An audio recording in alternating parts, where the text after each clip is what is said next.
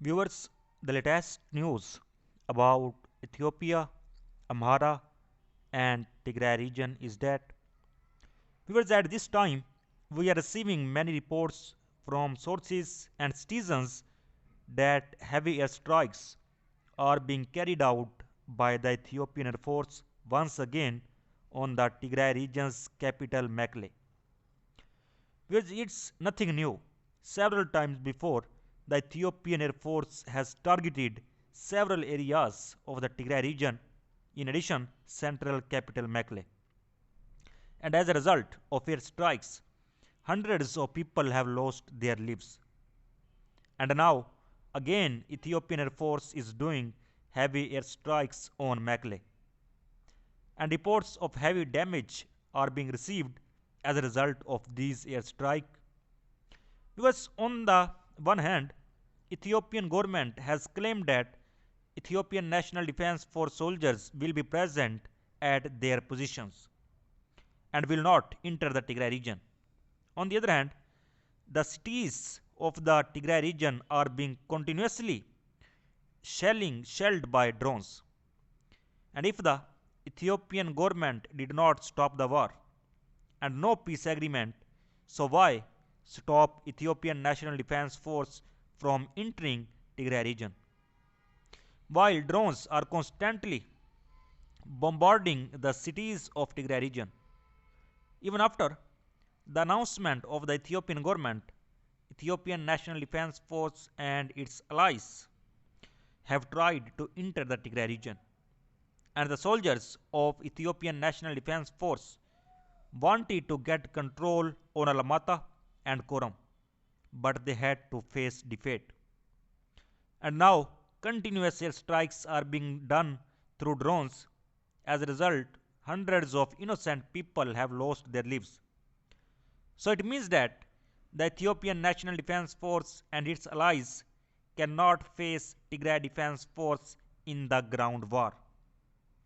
And the war in the Amhara region had made it clear that the Ethiopian National Defense Force and its allies were facing failure on every front against Tigray Defense Force. And Tigray Defense Force soldiers had reached near the capital of Ethiopia, Addis Ababa. And heavier strikes are being carried out by the Ethiopian Air Force on the cities of the Tigray region after facing failure in the ground war. And a statement from Antonio Guterres a few hours ago said Tigray Defense Force soldiers had left Amhara and Afar region. And Ethiopian National Defense Force soldiers will also be present in their positions. So, this is a great opportunity to make peace. While shortly after this statement, the Ethiopian Air Force started a heavy air strikes on the central capital Mekelle. Viewers, on the other hand, reports have been received that Eritrean army giving army training to Amhara forces and Fano at western Tigray.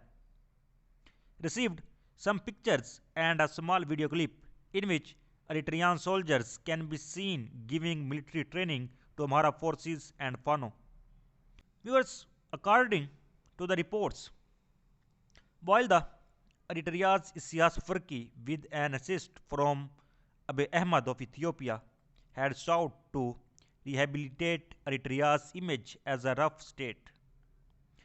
Eritrea's Isaias Afwerki involvement in the war on Tigray since November 2020 and the massive human rights violations its forces committed and continue to commit have reaffirmed this well-deserved image. Eritrea has lost tens of thousands of its citizens in Tigray not to realize a discernible national objective but to avenge some perceived wrong that Isaias suffered at the hands of Tigrayans and validate his deletions or grandeur as a regional heavyweight. Members as international human rights advocates and various institutions have amply documented, the Eritrean military has committed some of the most horrific violations of the laws of armed conflict, such as the brutalization of civilians, the deliberate destruction of civilian installations, the plundering of private and public wealth, and the use of sexual violence as a tool of war.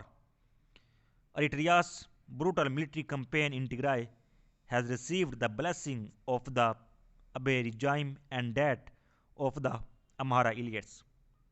Well, despite the historical animus towards the Amhara, the Eritrean president has struck up a tactical alliance with the Amhara elites, a marriage of convention facilitated by a convergence of interest.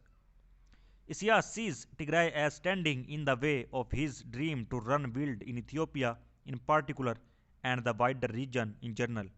Similarly, Amhara elites see Tigray as impeding the restoration of a bygone era when unitarism reigned supreme. And in western Tigray, this raw state's military muscle underwrites the annexation of a constitutionally established Tigrayan territory. And Eritrea also illegally occupies parts of northwestern and eastern Tigray to achieve peace and take Eritrea out of the game, according to the Bratson Gabriel Michael, leader of Tigray's government and the Tigray People Liberation Front. Viewers, the Sias alliance with Abiy and the Amhara elites has two purposes.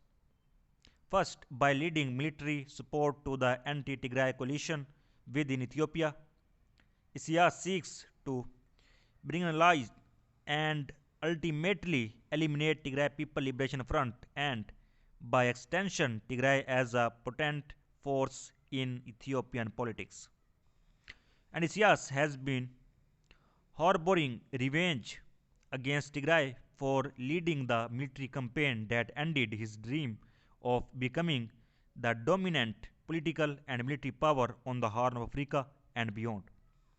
Specifically, Isaias had been nursing grades against Tigrayan military and security elites, which he considered to be responsible for his embarrassing defeat on the battlefield and crushing his dream of becoming a regional kingmaker. And second, he would realize his vision of destroying the multinational federal dispensation that the people of Tigray played a major role in mid whipping as well as preserving it over the past 3 decades. Whereas on the other hand, 7 Tigrayan nuns arrested by Ethiopia's security forces in November last year have been freed and are reportedly in good health. Viewers, finds report that sisters Lite Mariam Sibhat, Tiblets Tiom, Abibe Tesfe, Zaid Mus, Abibe Hagos, and Abibe Fitwi of the Daughters of Charity and St. Vincent de Paul were released on Saturday 15th January. And the sisters were abducted on 30th November.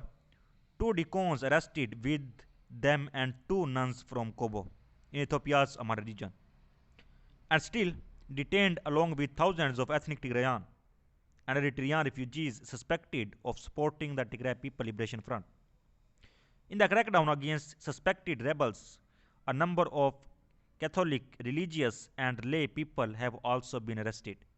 And on 5 November, a Silesian education center in the Ethiopian capital Addis Ababa was raided by military forces and 17 religious and lay people were taken away in a van, and they were released on 13th November after being interrogated.